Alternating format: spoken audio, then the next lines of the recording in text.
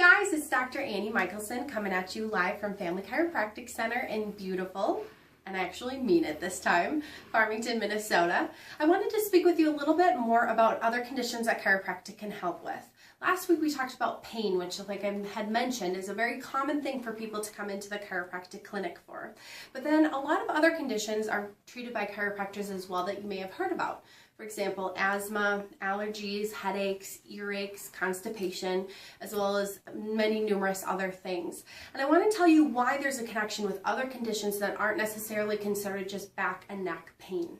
So chiropractors are known as back and neck doctors, but it really has to do with the underlying nervous system. The nervous system is what controls the body, and the brain and the spinal cord are the primary kind of central nervous system, it's termed, which is like the computer of the body, the grand central station I like to call it.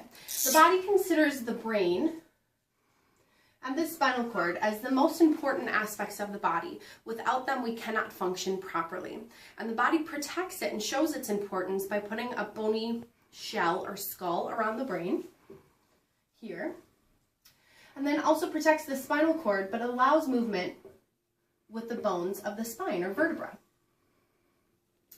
Now, the way that the body takes the information from the brain and spinal cord out to the different areas of the body are through what we call spinal nerves. And it's kind of a funny analogy, but it helps in making sense of how it works. Picture the spinal cord kind of like a piece of string cheese. And if you think of pulling each piece of string cheese, it's thickest at the beginning up here. And as those pieces come off, the spinal cord gets thinner and thinner all the way down to the bottom or the base of the spine, where it's just those strings at the end. Now those nerves come out and communicate with the rest of the body and take signals from the brain, spinal cord, and out, and then from those organs back in, okay? So for example, in the upper part of the neck, the nerve coming out there kind of circles back up and comes back up to the head. Okay, so when we look at problems with anything with the head, headaches, earaches, sinus conditions, sore throat, any of those number of things, we look at the upper neck because of the connection of where the nerve comes from and where it heads back up to. Okay, the mid and lower part of the neck will come out into the shoulders, arms, and hands. And again, maybe a pinky there. I never claimed to be an artist, so you'll have to forgive me. But anytime that you have like numbness or tingling in your hands, carpal tunnel can also be affected by it, or any shooting pains into the arms. A lot of times there's a compression or a bone kind of pushing on the nerve and affecting the signal, okay? The upper part of the back affects heart and lungs.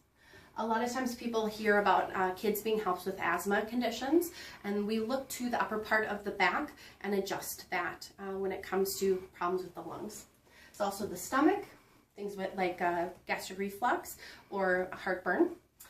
The middle part of the back does signaling to the intestines, adrenal organs, liver, gallbladder, all of those. And then the lower part of the back has to do with urinary bladder, lower digestive tract, and then down into the feet and the legs. We'll make this guy at least somewhat symmetric. Yes, with all 5 fingers. So basically there's a reflex that goes from the spinal cord out to those organs and back in. So I, as a chiropractor, I can't reach in and touch your lungs per se, and as far as helping to treat them.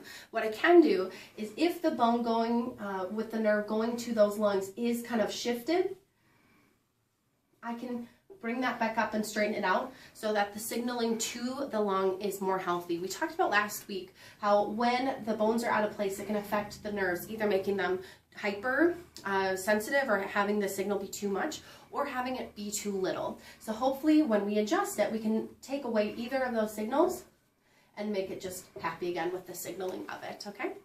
So this is basically how chiropractic can help with conditions other than just back and neck pain. And so if you guys have any other questions about how chiropractic could help you, just give us a call here at the clinic, and I look forward to seeing you next week. Thanks.